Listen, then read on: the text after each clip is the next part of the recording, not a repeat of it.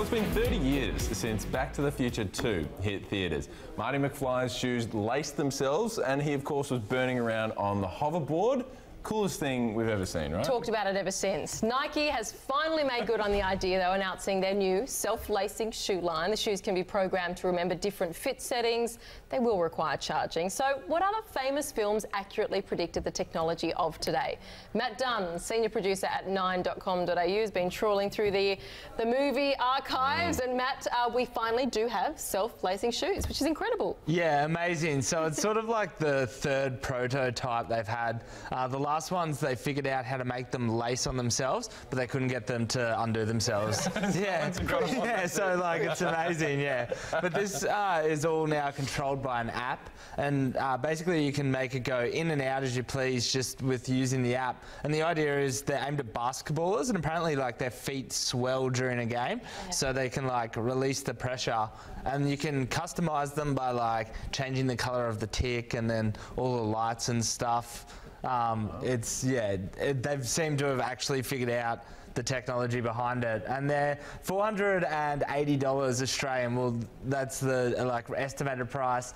They say that's the affordable version. Seems expensive, but like I would pay that for self-lacing shoes, just to say I had self-lacing shoes. Oh, absolutely. Absolutely. It's too easy. That's just... And they look quite nice. Like I think, like as far as Nike go, they make pretty nice shoes. So Puma's got a version as well, right? Yeah, but it's pretty bust in comparison. Right. So, and theirs is due out like 2020. They've basically done the same technology. It can lace itself up, uses an app, but it just sort of looks like Puma have done it. Like they should just sort of stay in their lane. Yeah. Oh, okay. See those now. I mean, like, good on them for trying, and like they've cracked the technology, but I don't know, like appearance-wise, if I'm paying that, and they're saying that they're undercutting Nike, but they're like $450. So it's like, well, I'm probably just going to pay like $30 more, get the good ones. So, of course, the other big thing from Back to the Future was the hoverboards. Yeah. Right? Chris is surprisingly opinionated on hoverboards. Yeah, I got a whole I'm ready to have these theories squashed by somebody who actually knows what they're talking about. But it's somebody who was skateboarding a lot when he was younger. It was all about directional control, right? And how can you have that if you're on a hoverboard? So yeah, they've tested some. I've seen videos and stuff, and like you'll see the headline, oh, the hoverboard's out. But yeah, that's sort of the thing. They can only go in a straight line. They can't really turn. Like right now, the technology's super dicey, and like I can't ever see them releasing it to the public. The closest is like the water things, I guess, like where you like spray up, but like even they look like no control. So I think the hoverboard's a while off yet, but there is prototypes getting around, which is pretty cool. So like they can float something that you can stand on. Whether or not you can scoot around town on it is a different story. Well, we're looking forward to that one. Yeah, well, we got to watch Minority Report on our screen now, because that one, you'd say, quite accurately predicted targeted advertising. Yeah, so obviously everyone remembers it for the big screen where Tom Cruise uses gestures and stuff, but part of the movie was they had retina scanners, and yeah, advertising billboards would scan the eye and know who it was and predict the advertising, sort of like when you talk about something and then it shows up on your Facebook and you haven't really looked it up. Another company, a car company, used this same sort of technology a couple of years ago, and they had a billboard that scanned the cars that were coming their way, and depending on what model car it was, depended on what like ad they got shown. So obviously it couldn't be individual, but it was like it sort of tailored to the environment a little bit, which is pretty cool. It's really cool. And that was a while ago. Minority Report was a fair while ago to be talking about that sort of thing. Yeah, yeah. Total Recall also a while ago. Yes. Which also had some interesting forethought. Yes. It's going to go down. They had driverless cars, which is pretty awesome. That was like 1990. And the thing with that is they had a driver in the front, so it was like this robot driver.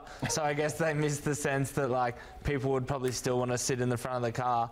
Like I don't really get the appeal unless the robot can talk to you. But yeah, I mean they got driverless cars, and yeah, you sort of look at stuff now, like, I think of The Fifth Element when there's flying cars, and I'm like, surely, like, come on. Well, I used to watch the Jetsons a lot as a kid. Yeah. I mean, that was predicting self-driving, but it was cartoons. We're kind of getting there now anyway, aren't we? We are. We're pretty close. What about Blade Runner? Yeah, so this one's good because it was 1982 when this came out, and they did like video calling, so like FaceTime, like talking to somebody through a different screen. And if you think back in 1982, like that would have been just out of this world. You couldn't even imagine it. And now you pick up your phone and you can talk to somebody on the other side of the world.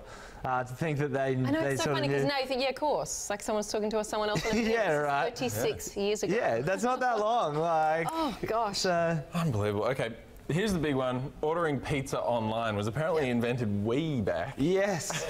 what can you tell us? 1995, the net, Sandra Bullock, what's up? So the movie, I rewatched the trailer today, and the best bit is like, it's absolutely nailed the internet as a whole. Because like when it came out, the internet was so new, and then it basically covers identity theft, hacking, and all of that. But yeah, she orders a pizza online. It's this mind-blowing thing. Oh my God, hasn't had to leave the house, and yeah, now Uber Eats, we can track the food right to our door.